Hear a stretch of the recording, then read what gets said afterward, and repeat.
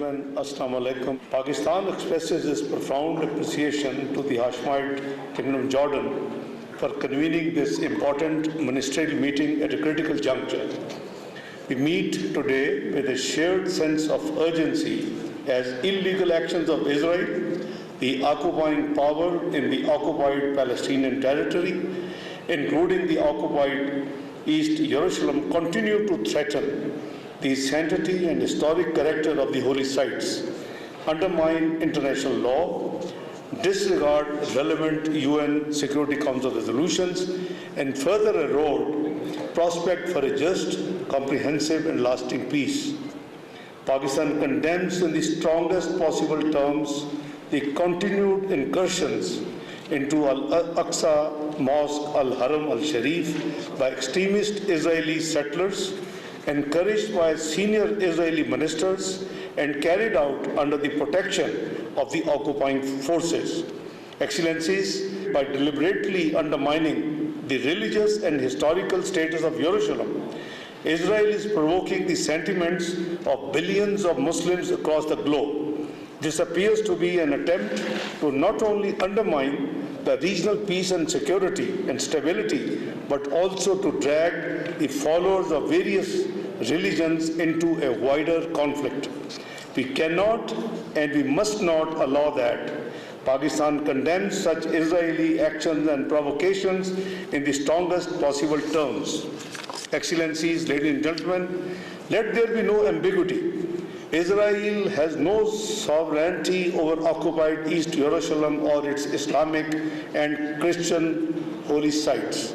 All measures seeking to alter their character or status are null and void and without any legal effect. Pakistan reaffirms its support for the historic and special role of the Hashemite custodianship over the Islamic and Christian holy sites in Jerusalem and recognizes the Jerusalem Endowment and Al-Aqsa Mosque Affairs Department affiliated with the Jordanian Ministry of Awqaf and Islamic Affairs as the legal authority with exclusive jurisdiction over the administration of the blessed Al-Aqsa Mosque Al-Haram Al-Sharif. The entire 144 Dunam area is an exclusive area of Muslim place of worship, and any attempt to impose division is unacceptable and must be rejected unequivocally.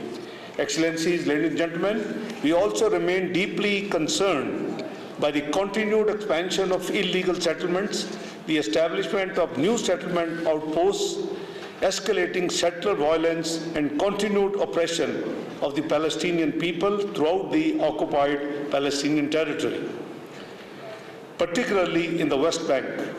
These policies violate international humanitarian law, defy the advisory opinion of the International Court of Justice, and further entrench an unlawful occupation. Impunity for these grave violations has emboldened the occupying power to persist with policies that undermine viability of a Palestinian state and threaten regional peace and security. Excellencies, ladies and gentlemen, in Gaza, the humanitarian situation is extremely fragile. The ceasefire and the implementation of elements of the peace plan have yielded some improvements. However, 59% of the population still faces crisis-level food insecurity. Notably, since the ceasefire, over 1,100 Palestinians have been killed. That calls into question the full and faithful implementation of the plan. Nearly 2 million people remain confined to just 30% of Gaza territory, enduring miserable living conditions.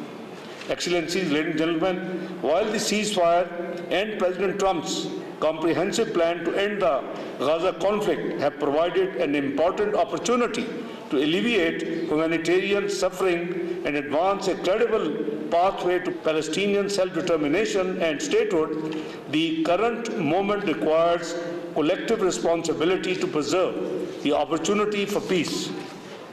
In the light of these developments, Arab and Islamic countries must act with unity, resolve, and collective actions, and should first reaffirm the protection of Jerusalem and its holy sites by demanding an immediate cessation of all violations against Al-Aqsa Mosque, Al-Haram Al-Sharif, preservation of the historical and legal status quo, and unrestricted access to the old city of Jerusalem and the holy sites. Second, reject all illegal Israeli settlement activities, annexation attempts, forced displacement, and demographic changes in the occupied Palestinian territory, including East Jerusalem, in accordance with international law and relevant United Nations Security Council resolutions, including Resolution 2334. Third, support the full and faithful implementation of the comprehensive plan to end the Gaza conflict and Security Council Resolution 2803. Pakistan welcomes developments under the Board of Peace towards implementation of the process of disarmament under the Gaza Peace Plan and appreciate the efforts of the mediating countries, including the United States of America, Egypt, Qatar, and Turkey, in achieving this progress. We hope that with these developments, concrete steps will be taken towards implementing all commitments under the Gaza Peace Plan. Fourth, strengthen Arab and Islamic coordination and diplomatic efforts within the international forums, including the United Nations, to ensure international protection for the Palestinian people, as also urged by President Abbas.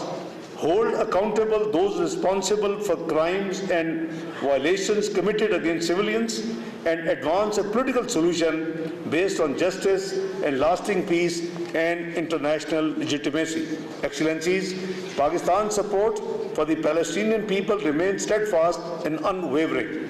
We reaffirm their inalienable right to self-determination and their right to establish an independent, sovereign, viable, and contiguous state of Palestine based on the pre-June 1967 borders with Al-Quds Al-Sharif as its capital.